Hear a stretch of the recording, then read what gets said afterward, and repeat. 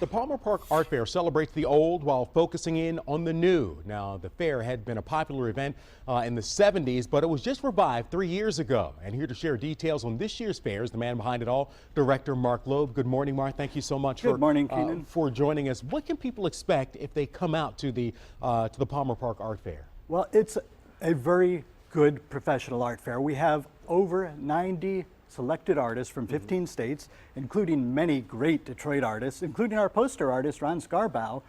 Yes, that's the one down there on the end. Yes, now Ron also did the 1977 poster for the original art fair, so it's such a blessing to be able to get him back again to do it for this year too. Yeah, and it's a beautiful piece.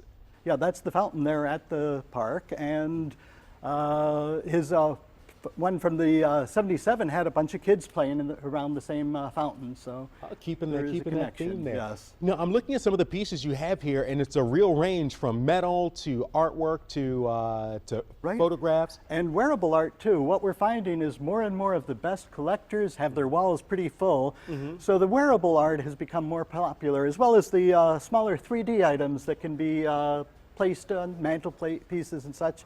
So when you say wearable art, are you talking like these earrings, or are you talking about like the textile? Shawl, the earrings, this bag. These are all by iconic Detroit artists who will have a huge selection out there, so they can come up with the fashion that's exactly right for you. Now, when folks come out there, is this an event where they're like sort of stands or tents? I mean, what does it look like? It might be the most beautiful art fair in Michigan. We wind the tents around the lake and up to the log cabins, so everywhere you are, you have the beauty of the park as well as the beauty of the art. And then we have the DSO playing on Saturday. We have the DIA, well, and quartet from the DSO. Well, that's just fine. It's still highly talented guys. Sure, and we do have a beer tent too for those that prefer to relax a little bit while their spouse picks out the artwork. Take a little break. Now, you mentioned some of the professional artists, but there's also an educational element here. Right. We started working last year with a group of high school teens in Detroit, and we've grown that program. This year we have 15 professional style, they're that quality teens from Detroit area public schools that are exhibiting and selling their work. And what are those students? In fact, we're taking a look at some of the artwork there. We have the photograph. Is this photograph one of them, or certainly the one on the very end? Right, the painting just to the left of the photograph is... But this is a stunning view there. That is a beautiful, beautiful photograph. Yeah, that's Elena St. Laurent. She's a fabulous local artist.